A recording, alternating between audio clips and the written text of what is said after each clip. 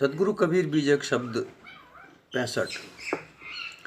योगिया फिर वो नगर मजारी, जाए समान पांच जहनारी। गयो देशांतर कोई न बतावे, योगिया बहुरी गुफा नहीं आवे। जरी गयो कंथा धजा गई टूटी, भज गयो दंड खपर गयो फूटी। कहें कबीर ये कली है खोटी, जो रहे करवा सो निकरे टोटी। इस शब्द के द्वारा सदगुरु कबीर योग मार्ग में लगे हुए लोगों का कसर खोट परखाना चाहते हैं। योग 3 प्रकार से होता है: हठ योग, ध्यान योग और ज्ञान योग। हठ योग के आचार्य गोरखनाथ जी हुए, ध्यान योग के आचार्य पातंजलि हुए, ज्ञान योग के आचार्य कपिल मुनि हुए। इन योगियों के 4 प्रकार कहे गए हैं। प्रथम योगी जो कल्पित योगी होते हैं, ये योगी वह होते हैं जो अष्टांग योग से युक्त होकर योग मार्ग में प्रवेश करते हैं। ये समाधि का सुख प्राप्त करने को उद्धत हो जाते हैं। इनके मन में अंतर्ज्योति का स्फुरण होने लगता है। द्वितीय प्रकार के जो योगी हैं उन्हें मधुभ्रमिक कहते हैं। मधुभ्रमिक योगी का चित्त शुद्ध होने लगता है।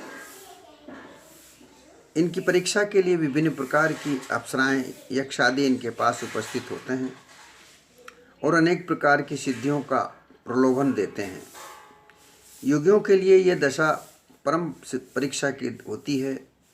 ऐसी दशा में योगी सिद्धियों की परीक्षा में अगर फेल हो जाते हैं, अर्थात तो उन सिद्धियों की लालसा में लग जाते हैं और अहंकारी होकर नीचे गिर पड़ते हैं और सिद्धियों में आगे नहीं बढ़ सकते।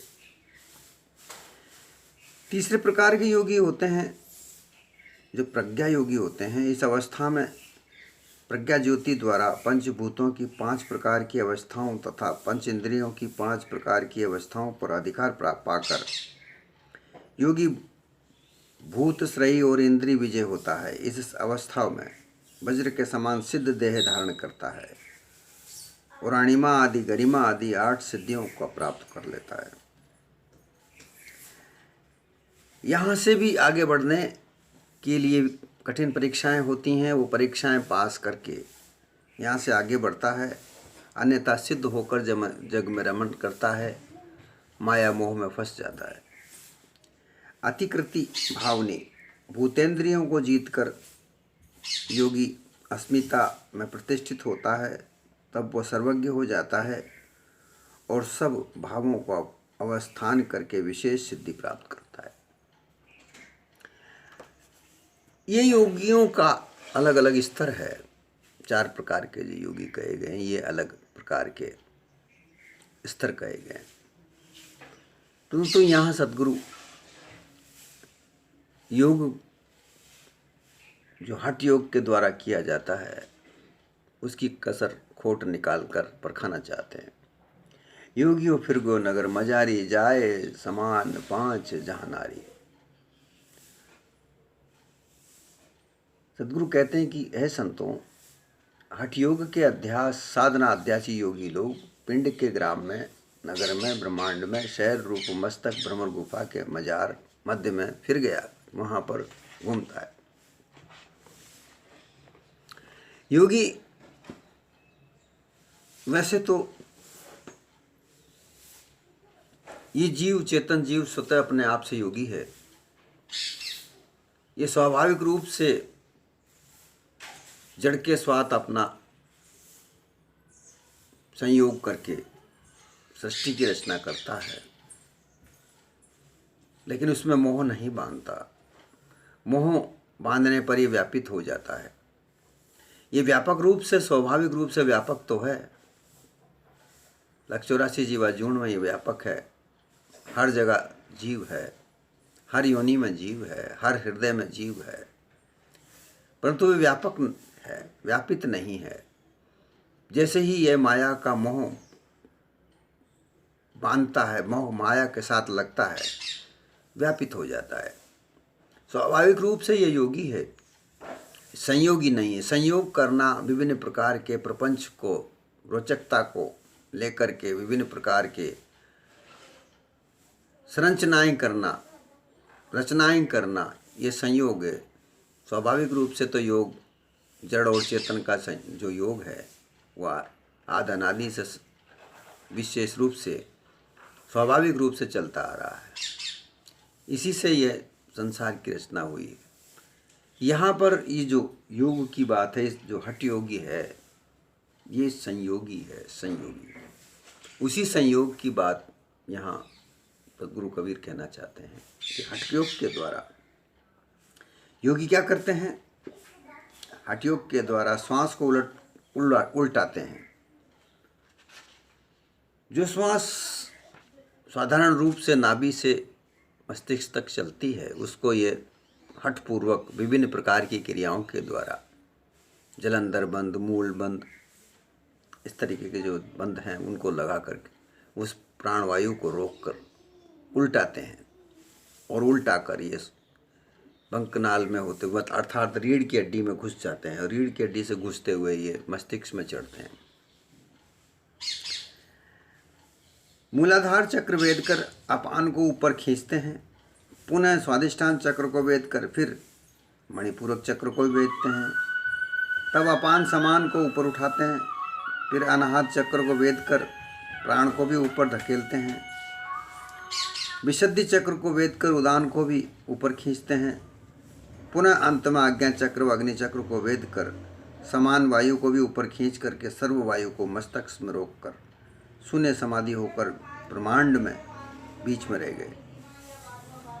हठ योग की विधि से सठ चक्र वेदते समय अपान के साथ में देवदत्त वायु मिली, समान के साथ में कृकल वायु मिली, प्राण के साथ में कूर्म वायु मिली, उदान के साथ में नाग वायु मिली और व्यान के साथ में धनंजय वायु मिली। ये ब्रह्मांड की कला की पांचों वायु रूप, पांच जहां नारी, जिन नारियों का नाम कहा गया है कि पांच जहां नारी, जाए समान जहां पांच नारी, अर्थात पांच नारियां जो ब्रह्मांड में रहती हैं, वो नारियां अर्थात जो प्राण, पांचों प्राण हैं, वो नारी के रूप में वहाँ पर मिली। कौन कौन सी मिली? देवदत्त वायु, कुरकला वायु, कूर्म वायु, नाग वायु और धनंजय वायु। ये पांचों वायु जहाँ मिली वह ब्रह्मांड में जाकर के ब्रह्मांड कला की पांचों वायु रूप जहाँ मिली, वायु में जाए समा करके एक समान सम्मिलित होकर कर कुंभक क्रिया के रूप से रुक कर ब्रह्मांड के ब्रह्मांड स्थान में विलय हो गई। योगियों के मन, बुद्धि आदि भी उसी में जाके विलय होकर कर शून्य समाधि लग गई। ऐसा ये योगी करते हैं। इस प्रकार के योगी लोग पिंड से उलटकर प्राण वायु को उल्टा करके ब्रह्मांड रूप नगर के बीच में उछल कूद करते हुए चले तो गए, लेकिन उन योगी जीवों के साथ ही वहीं पर पिंड ब्रह्मांड कला की पांच पांच नाड़ियां भी जाकर के वहां मिले हो गई। तब वृत्ति की स्थिरता तो उन्हें बड़ा आनंद भास हुआ और उसी में वो गाफिल होकर जड़ाध्यासी बद्ध हो गए। जब पांचों प्राण, उप प्राण जिनको कहते हैं, उप वायु जिन्हें कहते हैं, ये जब ब्रह्मांड में सब मिल गई तो इनकी पांचों मन चित्त बुद्धि अहंकार, ये भी इनकी वृत्तियां भी एक शून्य हो गई, अर्थात ये एक स्थित हो गई। तो फिर कुछ नहीं रहा। ये योगी, ये चेतन जीव जो कि योगी अपने आप को योगी मानता है, वो उस मानिंदी के अनुसार वहाँ ब्रह्मांड में उछल कूद करते हुए स्थित हो गया और वहाँ जो तत्वों का ही प्रकाश उसे दिखता, उसको देखकर वो वहाँ पर आनंदित होने लगा और आनंदित होकर जड़ाध्यासी हो गया। जड़ के अध्यास में वह वहाँ मोहित होकर वहाँ वह बस गया।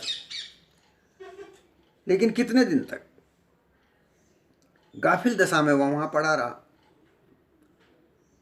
लेकिन देहांत होने पर अर्थात ये कितने दिन तक कर सकता, या ये समाधि कितने दिन तक लग सकती है? जब तक लग सकती है, जब तक लग सकती है। जैसे समाधि टूटती है, वापस नरदेह जागृत हो जाती है, इंद्रियां जागृत हो जाती हैं, वृत्तियां जागृत हो जाती हैं, और फिर वो उन्मत्त होकर, योगी की जो दशा कही गई है वो उन्मत्त कही गई है, वो उन्मत्त होकर इस संसार में विचरण करता है। जैसे ब्रह्मांड में उछल कूद मचाता था, मचाई उसने वृत्तियों को समान होने के बाद पश्चात जो उसने उछल कूद वहाँ मचाई, वही उछल कूद यहाँ संसार में मचाता हुआ लोगों को भयभीत करता है, डराता है, लोगों को असमंजस में डालता है, और लोग समझते हैं बहुत बड़े सिद्धि पुरुष हैं, और वो उनके चरणों में बंधन करते हैं, नमन करते हैं, धन धान्य चढ़ाते हैं, और उसके मोह में वो उलझ जाता है। इस तरीके की जो ये खोट कसर है, क्योंकि अपने निस्वरूप को तो प्राप्त कर नहीं पाया। वहाँ भी उसने दूसरे को ही देखा, जो वहाँ पर जड़ अध्यास को देखकर, जड़ पदार्थों का जो रूप स्वरूप देखकर ही तो उसने उन्मत्त हुआ। अपने स्वरूप को तो जानकारी करी ही नहीं, अपने स्वरूप की तो जांच करी ही नहीं, जांच हुई ही नहीं, परखा ही नहीं, केवल दूसरे को देखकर वो उन्मत्त होकर जड़वत हुआ। ऐसी दशा में देखकर सद्गुरु कबीर कहते हैं कि ये किसी प्रकार की सिद्धि नहीं, ये भ्रामिक दशा ही योगी को प्राप्त हुई। ऐसे योगी को पाने से क्या फायदा? इस अवस्था को पाकर के केवल धोखा ही खाया, अपने निस्वरूप को नहीं देखा, निज पद को नहीं परखा, और जड़बद्ध होकर जब अंत में ये देह छूटी तो कुछ भी प्राप्त नहीं हुआ। देह रहते हुए अपने निज पद की प्राप्ति, निज स्वरूप की प्राप्ति, पारक स्वरूप को प्राप्ति, यही तो अंत है। इसको प्राप्त करने के बाद किसी और प्रकार की इच्छा नहीं रह जाती। सद्गुरु कबीर कहते हैं कि ऐसा योगी नगर मजारी में तो फिर तो गया, इसे देह में फिर तो गया, इसे देह का कण कण तो जान लिया, परंतु अपने निस्वरूप को नहीं पहचान पाया।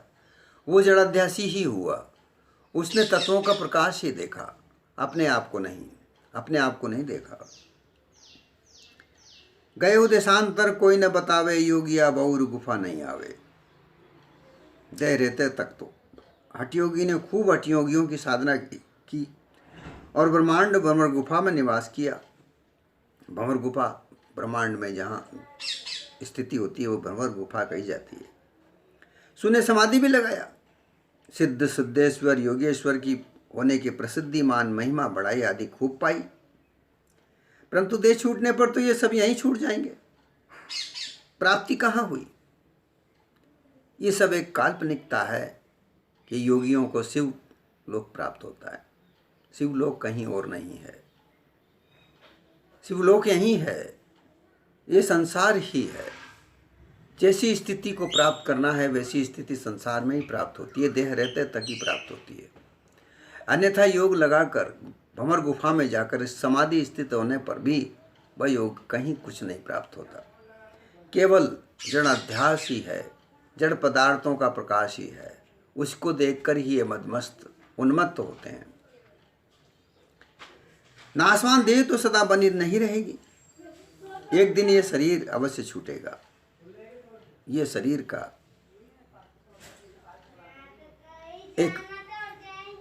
एक लगातार चलने वाला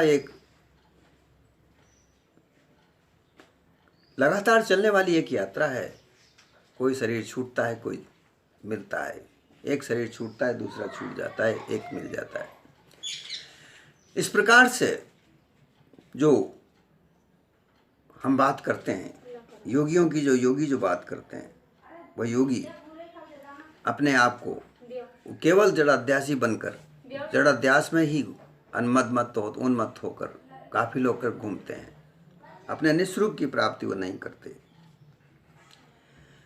योगी लोग मरने के बाद भी उनकी शरीर विनष्ट हो जाता है और उनकी योग समाधि इत्यादि सब नष्ट हो जाती है। वासनानुसार उनके दूसरे स्थान देशांतर में विदेश रूप में अन्य योगियों की देह धारण करने पर गए। अर्थात वह योगी जब शरीर छूटता है तो उनके वासना अनुसार, उनकी सोच के अनुसार, उनके विचार अनुसार वो दूसरी देह धारण करते हैं। अर्थात देशांतर चले गए, अर्थात दूसरी दिशा में चले गए, दूसरे देह में चले गए। और वो कहाँ जाएंगे ये कोई पता नहीं, उनका कोई अता पता नहीं होता। ब्रह्म ईश्वर आदि स्वर्गलोक तो अबोध नरजीवों की मिथ्या मानंद ब्रह्म रूप है। योगियों की भी यही दशा है। अतः उनमें जो मिलना रहना सिद्ध हो ही नहीं सकता, इसी से 84 योनियों की देशांतर ही चले गए। अर्थात इतनी प्रकार की सिद्धियां प्राप्त करने के बाद, इतना कष्ट देखने के बाद भी उनको अपने निस्वरूप की प्राप्ति नहीं हुई और ये देह छूटने के बाद 184 जीवा जीवन के चक्कर में ही पड़े रहे। तो ऐसी सिद्धियों को प्राप्त करने से क्या फायदा? क्योंकि शरीर नाश होने पर खोपड़ी का भ्रमर गुफा में नष्ट होकर फूट जाता है। इसी से उसमें जो लौट कर आ नहीं सकता, बिना पारक ब्रह्म धोखे में ही पड़कर योगी लोग मिथ्या साधनाओं में लगकर भूल रहे हैं। इसी से वे जड़ाध्यासी बद्ध होकर आवागमन के चक्रों पड़े हुए। जरी गयो कंथा दजा गई टूटी, भजी गयो खंड खपर गयो फूटी। योगियों का कंथा गुदड़ी रूप स्थूल शरीर, बाय कथड़ी आदि समेत मृत्यु होने पर जल जाता है, विनाश होकर के मिट्टी में मिल जाता है। ध्वजा, जो उनकी ध्वजा अर्थात हमेशा चलने वाली शरीर में जो ध्वजा है वो श्वास वायु है। वो रुकने पर वो रुक जाती है, वो छूट जाती है, निष्प्राण हो जाती है। दंड, अष्टांग योग का दंडारू मेरुदंड, मेरुदंड जो मेरुदंड है, जो पीठ में मेरुदंड होता है, उसी में तो उलट कर चढ़ते हैं योगी, वो भी छूट जाता है। शरीर जब नाश होता है तो ये प्राण छूटता है, देह छूटती है और मेरुदंड भी छूट जाता है। खोपड़ी, जहाँ पर सहस्त्र दल कमल मानकर उसमें समाधि लगाते हैं, जो भ्रमर गुफा जो खोपड़ी के अंदर है, वो भी फूट जाती है। तो फिर इस उन चारों स्थितियों को खत्म होने के बाद में भी योगी को क्या प्राप्त होता है? कुछ नहीं प्राप्त होता, कहीं ठहराव नहीं प्राप्त होता। अध्यासवश 184 जीवा जोन में ही उनको जाना पड़ता है। क्योंकि अविनाशी चेतन स्वरूप पारक बोध प्राप्त न करके योगी लोग नाशवान शरीर को ही अविनाशी बनाने की भ्रम में अष्टांग योग साधनाएं, मुद्रा, ध्यान धारण करते हैं। वह अंत में शरीर छूटने के बाद में भ्रम धोखे में ही रहकर 184 जीवा जोन में जाते हैं। कहीं कबीर ये कली है खोटी, जा रहे करवा सो निकरे टोटी। सदगुरु कबीर कहते हैं, ये संसार में गुरुवा लोगों की कल्पना का विस्तार होकर जितनी वाणियाँ बनी हैं वे सब खोटी हैं, असंभव, दोष युक्त, खराब और बुरी हैं। इनमें रोचकता है एवं रोचकता के आधार पर ही ये सब कुछ ऐसा होता है। अन्यथा तो निज वाणी तो निज यथार्थ वाणी है। उस यथार्थ वाणी को परखना सभी का स्वाभाविक स्वरूप होना चाहिए। उस वाणी को परखे बिना किसी का कल्याण नहीं हो सकता। रोचक वाणी में भरमाने वाली बंधक कारक है, जैसे करवा, टोटीदार जलपात्र, कमंडल आदि में जो वस्तु रखी होती है वही तो उसमें से निकलेगी। अर्थात हृदय रूपी कमंडल में ये रोचक वाणी को भरोगे, ये कालवाणी को भरोगे, तो इनका जैसा ही अनुभव प्राप्त होगा उसी से ही तो भास बनेगा। शुद्ध स्वरूप के प्रति न्याय स्वरूप यथार्थ वाणी को तो कभी सुना नहीं। केवल रोचक वाणियाँ सुन सुन कर ही तो हृदय में भरी, तो जब अनुभव बनेगा तो वही तो निकलेगा। इस प्रकार से हमेशा सत्य, यथार्थ, निर्णायक वाणी को, सार शब्दों को सुनकर अपने आप में धारण करना चाहिए। अन्यथा बिना सार शब्द के रोचक वाणी को सुनकर किसी का कल्याण नहीं। अपने निस्वरूप की प्राप्ति रोचकता में नहीं, यथार्थता में है। तद्वत इन योगी आदि भ्रमिक गुरुवा लोगों के करवारूप हृदय स्थल पात्र में मन मानिंदी जैसी निश्चय जैसे स्वार्थ के भाव आदि भरे रहने पर रोचक वाणियां हमेशा स्वार्थ सिद्धि की ओर ले जाती हैं, यथार्थ वाणी परोपकार पर ले जाती हैं। इस संसार में परोपकार और स्वार्थ दो ही प्रकार के कार्य कहे गए हैं। सदगुरु कबीर कहते हैं कि कबीरा यह संसार में स्वार्थ परमार्थ दोए, स्वार्थ से बंधन मिले मुक्ति तो परमार्थ से होए। जितने भी रोचक वाणियाँ हैं वो सब स्वार्थ सिद्ध होती हैं। योगी सिद्धि प्राप्त करते हैं, सिद्ध प्राप्त करने के बाद में सिद्धि बनते हैं और सिद्धि बन के लोगों के कल्याण का कार्य करते हैं। उनसे उनको धन प्राप्ति होती है। उस धन को देख देख कर वे अपने निस्वरूप को भूलते हैं, मोह माया में बनते हैं, अपना आश्रम बनाते हैं, मठ बनाते हैं, मठ बनाकर वहाँ चेले प्रचार्य इत्यादि को नियुक्ति करते हैं और वहाँ पर जन समूह इकट्ठा होता है। जहाँ जन समूह इकट्ठा होता है, पुरुष स्त्रियाँ इकट्ठी होती हैं, वहाँ व्यभिचार बढ़ता है। व्यभिचार बढ़ता है तो उसका कलंक उस सिद्ध पर लगता है। इस प्रकार से मोह माया में फंसकर सिद्ध अपने आप को मोह माया के जाल में उलझा लेता है और अपने निस्वरूप की प्राप्ति नहीं कर पाता है। इसी तरीके से सुख की मानिंदी विषय जनों का, स्त्रियों का जितना भी भाव विस्तार है वह सब खोटी वाणी, जो रोचक वाणी है, जो रोचकता है, इस संसार की रोचकता विषय में रोचकता है, विषय भोग में रोचकता है और त्याग में यथार्थता है। त्याग से यथार्थ प्राप्त होता है, रोचकता से रोचकता प्राप्त होती है। इस प्रकार जहाँ तक त्याग नहीं है, इन विषय भाव से, विषय भोग से जब तक वैराग धारण नहीं किया जा सकता तब तक मुक्त प्राप्त नहीं हो सकती, मुक्त स्थान प्राप्त नहीं हो सकता, अपने निस्वरूप की प्राप्ति नहीं कर सकते। निस्वरूप पारक सिद्धांत के आधार पर प्राप्त किया जा सकता है, जहाँ योग की आवश्यकता नहीं। ये जीव तो स्वतः अपने आप में योगी है, स्वाभाविक रूप से योगी है। जड़ और चेतन का दोनों का संबंध योग ही कहलाता है, परंतु यहाँ हठ योग के द्वारा संयोगी बनकर संसार में सुख की प्राप्ति हेतु ये योग करते हैं, विभिन्न प्रकार की साधनाओं में लिप्त होते हैं। साधना प्राप्त करने के बाद सिद्ध पुरुष बनते हैं, लेकिन फिर भी अपने निस्वरूप को न प्राप्त करके हमेशा विचलित हुआ करते हैं। जब निस्वरूप की प्राप्ति हो जाती है तब किसी और अन्य वस्तु की प्राप्त करने की इच्छा नहीं रह जाती। सदगुरु कबीर का यही उपदेश है, अपने निस्वरूप की प्राप्ति करो। चेतन जीव के अलावा इस दुनिया में कोई दूसरी वस्तु नहीं है। जब चेतन स्वरूप निस्वरूप अपने को प्राप्त करके पारक स्थित हो जाता है तब किसी अन्य की प्राप्त करने की इच्छा नहीं रह जाती।